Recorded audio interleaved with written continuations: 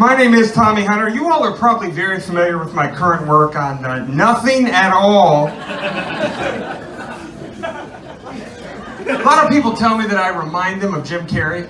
I'm a huge Jim Carrey fan. The problem is, I just don't see it. How are you doing over here? Alrighty then. That's the only impression I do.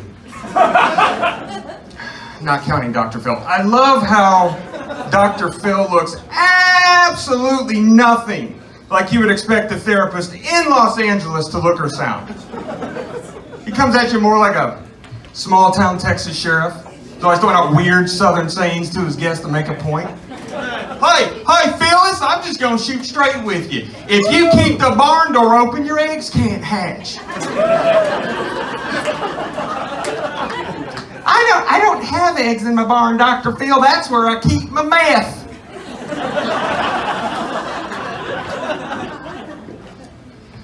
I enjoy doing stand-up, but I get really annoyed when people come up to me and they're like, "Hey, I got a funny story. You should use it in your act. It's funny. You should use it."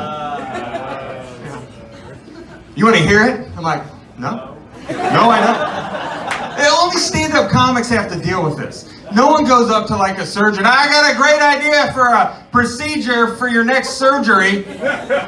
No one's running up to an army general. I got a great strategy for your next wars. Stay in your lane. At the risk of becoming a prop comic, I was recently at the 99-cent store. I had to get an anniversary gift for my wife. I had it on layaway. Anyway, while I was there, I noticed this police play set for kids. You know, some kids can play cops and robbers or whatever. It's got some stuff you'd expect as a pair of binoculars, walkie-talkie, an ID badge that says Super Police. But it's weird. There's no gun. There's no baton. There's not even a pair of handcuffs. Now you're probably thinking, well, what kind of cop doesn't need at least a pair of handcuffs? I'll tell you what kind. Kind that has a pair of hand grenades.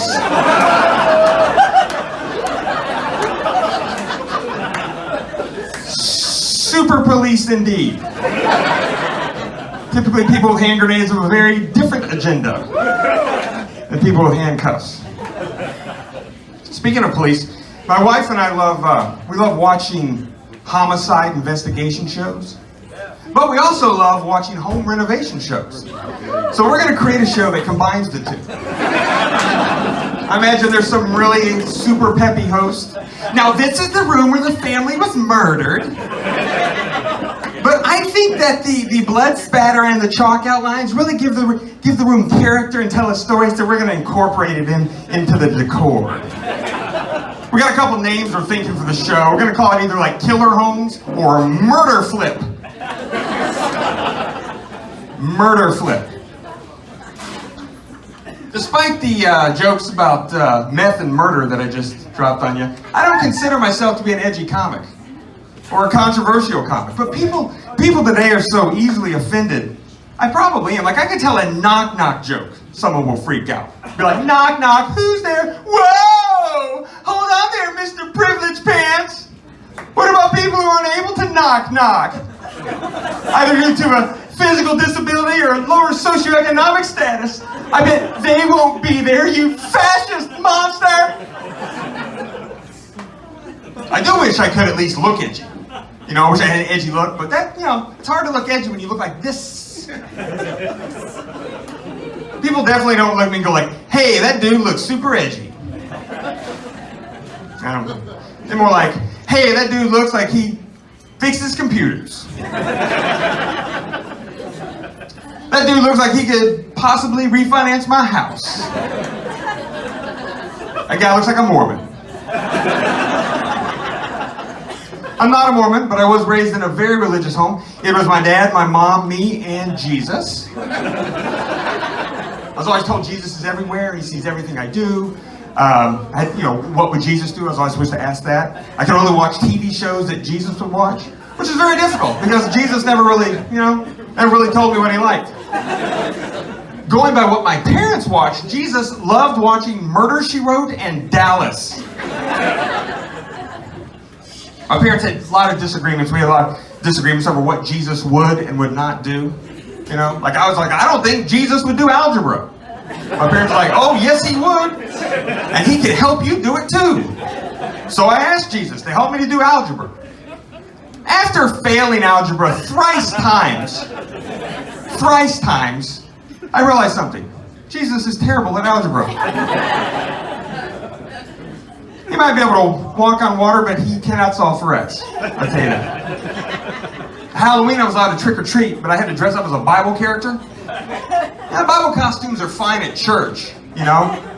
But when you start going to the neighborhood, 9-year-old wearing a fake beard and a bathrobe, telling people you're Elijah the prophet, you know, even at Halloween, you get a lot of questions. I get a lot of questions. I think, you know, is he a Marvel or a DC character? No, he's Old Testament character. Can I just get a Kit Kat and I'll be out of your hair? It's a Bible. It's a church.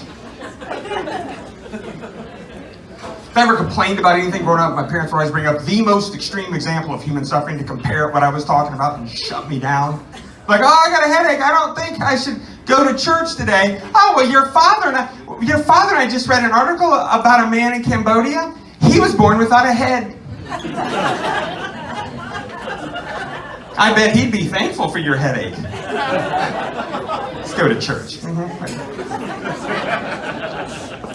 Anytime I did have something wrong with me, my mom thought, still does, it's low potassium. You got something wrong, it's low potassium. I could be bleeding from my eyes and my mom would be like, well, have you been eating your bananas? After high school, I wanted to join the military and be in special forces. Because I thought that, you know, that's cool and that's something Jesus would do, right? But then I found out how grueling the training for special forces is. And there's a good chance you're going to get shot in the face. And I was like, well, I don't need to join forces that are that special. So I went in the Air Force. I was exposed to a lot of new things in the Air Force, many of which Jesus would definitely not do. One time my Air Force friends invited me off base to go hear this local band play. They didn't tell me what kind of music it was because of my religious background. I found out when to start the show, this guy comes up to the front of the stage, okay? This guy is too scary looking to work on a pirate ship. And he comes up, ew! Are you ready to worship Satan tonight? It's like, pointing at least in my direction. And I was like, no. Was not prepared to worship the dark one tonight. I gotta tell you. Couple reasons. One, the everything ever. And two, Jesus is here. Because he's everywhere, and here is everywhere, and everywhere is here. I don't see him. He's here. I guarantee you he's not observing your little 2-drink minimum back there. He just orders water and turns it into whatever he wants. But he is here, and he will tell my parents. My name is Tommy Hunter. Good night.